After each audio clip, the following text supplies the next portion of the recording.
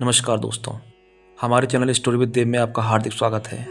दोस्तों, क्या आपने कभी ऐसी स्त्री को महसूस किया है जो भीड़ में भी होकर सबसे अलग दिखाई देती है, जो बिना कुछ कहे भी दिल के सबसे गहरे कोनों को छू लेती है, जिसकी उपस्थिति मात्र से जैसे पूरा वातावरण शांत, स्थिर और पवित्र हो जाता है। रुक जाइए, यह कोई साधारण संयोग नहीं है। आप शायद किसी ऐसी सौभाग्यशाली स्त्री के संपर्क में हैं जिनका जन्म ही ईश्वर ने किसी विशेष उद्देश्य से किया है। ऐसी स्त्रियां विरले ही मिलती हैं, वे साधारण नहीं दिव्य होती हैं। परमहंस योगानंद जी ने एक बार 11 ऐसे गूढ़ और रहस्यमयी लक्षणों का वर्णन किया था जो सिर्फ एक साधारण स्त्री में नहीं बल्कि एक दिव्य सौभाग्यशाली आत्मा में पाए जाते हैं। लेकिन ध्यान रखें, यह लक्षण शरीर से नहीं आत्मा से जुड़े होते हैं। यह आंखों से नहीं हृदय की आंखों से देखे जाते हैं। इसलिए इस वीडियो को अंत तक ज़रूर देखें। हो सकता है कि आप इन्हें खुद में पहचानें या फिर किसी ऐसी स्त्री को पहचानने जा रहे हो जो आपकी पूरी ज़िंदगी को रोशनी से भर दे। तो आइए शुरू करते हैं एक आध्यात्मिक यात्रा जहां आवाज़ नहीं, आत्मा की गूंज सुनाई देती है। जैन मौन में छिपी शक्ति। एक बार योगानंद जी ने कहा था कि स्त्री की सबसे बड़ी शक्ति उसकी चुप्पी में होती है, और सच भी यही है। एक सौभाग्यशाली स्त्री शोर की दुनिया में जीती नहीं, शांति की साधक होती है। वह भीड़ में बोलने की होड़ में शामिल नहीं होती, क्योंकि उसका मौन डर का नहीं, आत्मबल का प्रतीक होता है। जब वह किसी कमरे में प्रवेश करती है तो लगता है जैसे हवा थम गई हो, हर कोई शांत हो जाता है। पर क्यों? क्योंकि वह एक ऊर्जा की लहर होती है। वह तभी बोलती है जब ज़रूरी हो, और तब भी अहंकार नहीं, अनुभव बोलता है।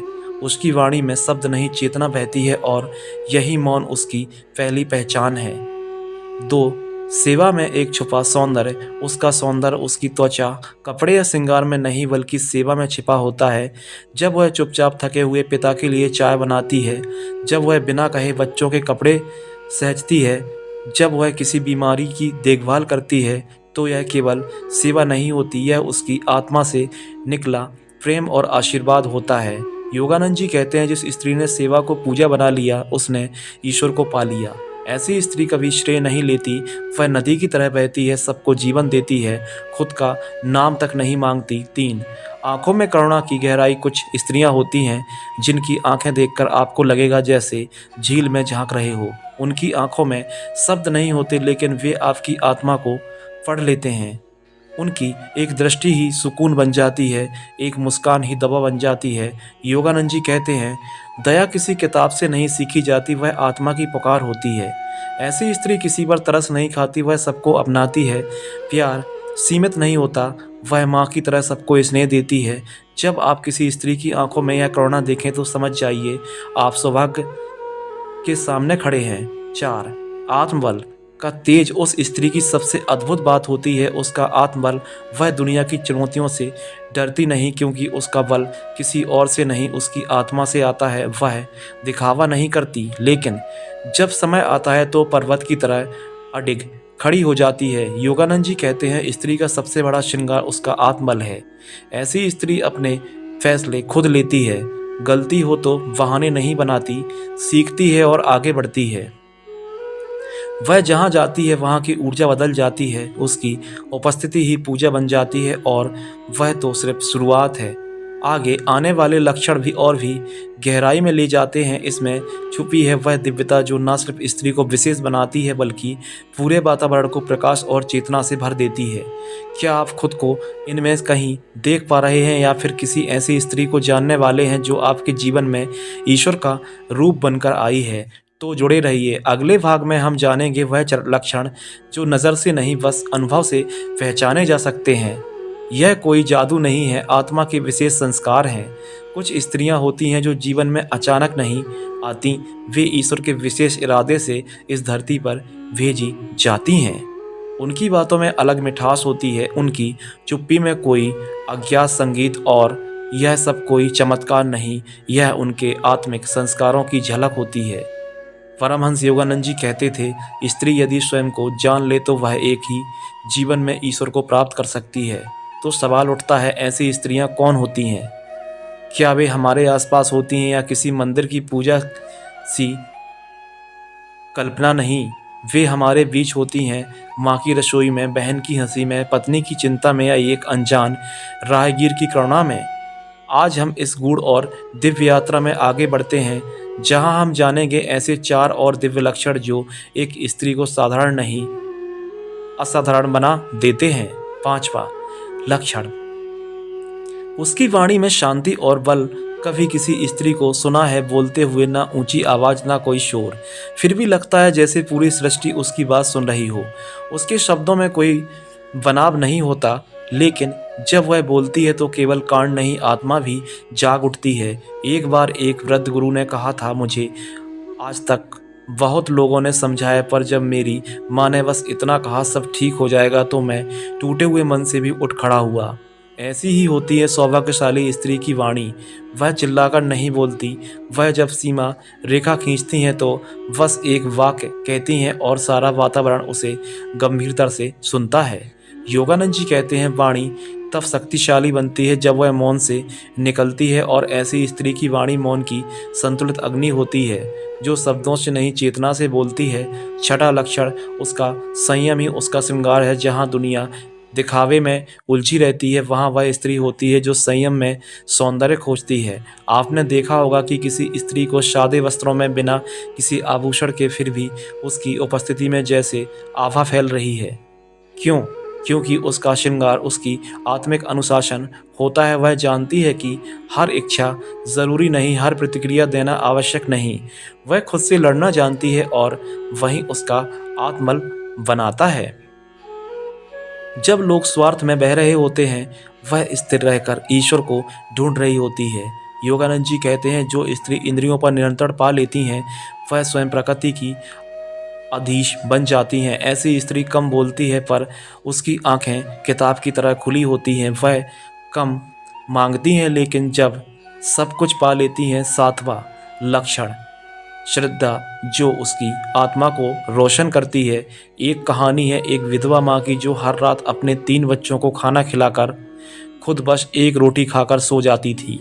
किसी ने पूछा, तुम्हें डर नहीं लगता कि कल क्या होगा? उसने मुस्कुराकर कहा, जिसने आज तक भूखा नहीं सुलाया, वो कल भी संभाल लेगा।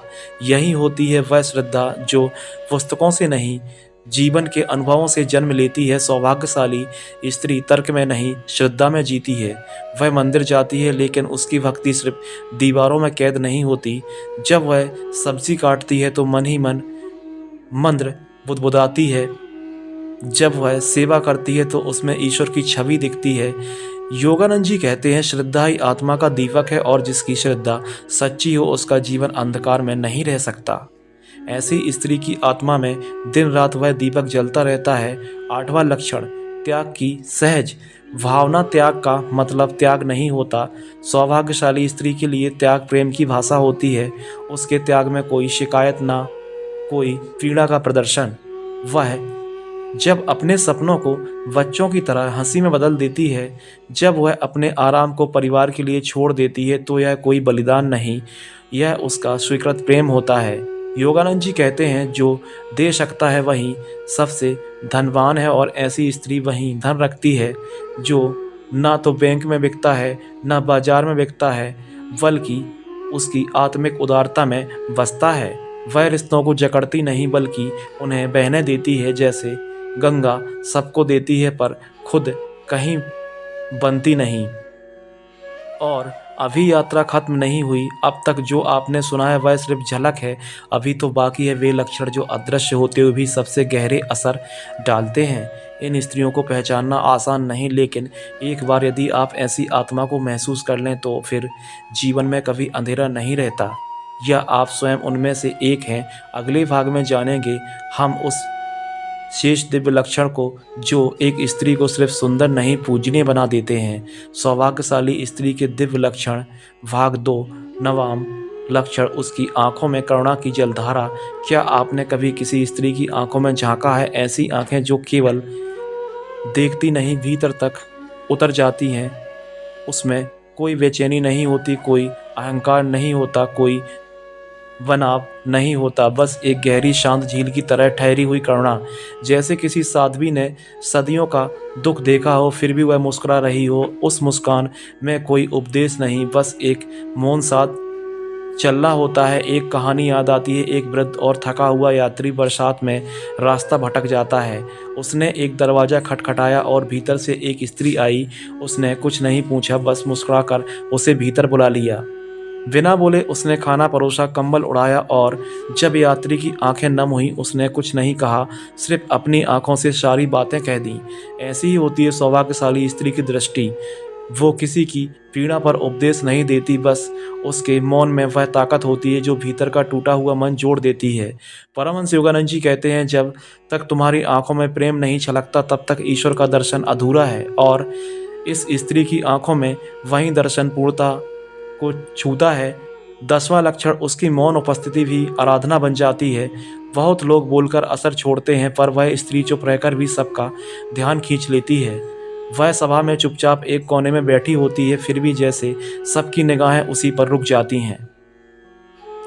कोई विशेष श्रृंगार नहीं, कोई आडंबर नहीं, पर फिर भी उसकी उपस्थिति में एक दिव्यता बहती है।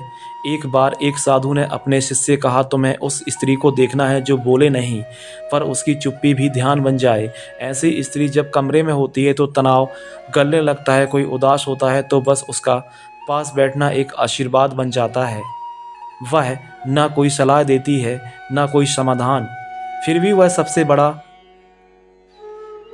सफल बन जाती है। योगानंद जी कहते हैं, सच्ची शक्ति कभी शोर नहीं मचाती और ऐसी स्त्री की मौन उपस्थिति का एक जीवित ध्यान की तरह होती है जो कहा नहीं जाता, बस अनुभव किया जाता है।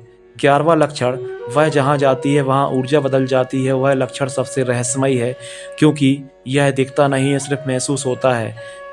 क्या आपने कभी देखा है कि कोई स्त्री कमरे में आती है और सारा माहौल बदल जाता है? तनाव जैसे पिघलने लगता है, चेहरे की कठोरता नरम पड़ने लगती है और पूरा वातावरण एक सूक्ष्म शांति से भर उठता है। यह जादू नहीं, एक उस स्त्री की आत्मिक यात्रा का परिणाम होता है। वह पूजा पाठ करती है पर उसका असली पूजन जीवन के कर्मों में छुपा होता है। उसके बनाए भोजन में स्वाद के साथ साथ एक ऊर्जामय स्पर्श होता है जो थकी हुई आत्मा को भी सुकून दे जाता है। एक वृद्ध पिता ने कहा था, जब मेरी बेटी घर आती है तो घर जैसे सांस लेना शुरू कर देता है। ऐसी स्त्री के पास बैठकर लोग केवल बातें नहीं करते, वह भीतर से हल्के हो जाते हैं, जैसे शांत झील के किनारे बैठने से मन ठहर जाता है। योगानंद जी कहते हैं, जब आत्मा शुद्ध होती है तो उसका कंपन दूसरों को भी शुद्ध करता है और सौभाग्यशाली स्त्री की यही पहचान है, वह जहाँ जाती है वहाँ ऊर्जा बदल जाती है। अंतिम पंक्तियाँ, एक मौन प्रणाम। अगर आपने इन पंक्तियों में अपनी माँ की आंखें देखी या बहन की करुणा या पत्नी की मौन उपस्थिति या शायद अपने ही भीतर कोई पहचान पाई हो तो यह कोई संयोग नहीं है, यह आपके भीतर की दिव्यता की झलक है जो आपको कह रही है कि आप उस पथ पर हैं जहाँ स्त्री केवल शरीर नहीं, एक चलती फिरती तीर्थ बन जाती है। अगर इस वीडियो ने आपके भीतर को छुआ हो, अगर किसी दृश्य ने आपकी आंखें नम की या किसी पंक्ति ने आपको खामोश कर दिया हो तो जानिए आप में वह संवेदना है जो ईश्वर की सबसे करीबी अनुभूति है। इस दिव्यता को लोगों तक फैलाइए, वीडियो को लाइक करें, चैनल स्टोरी विद देव को सब्सक्राइब करना बिल्कुल ना भूलें और कमेंट में सिर्फ इतना लिखिए, मैं ऐसी दिव्यता को प्रणाम करता हूँ, क्योंकि असली श्रद्धा वहाँ होती है जो मौन होकर भी सब कुछ कह देती है। धन्यवाद।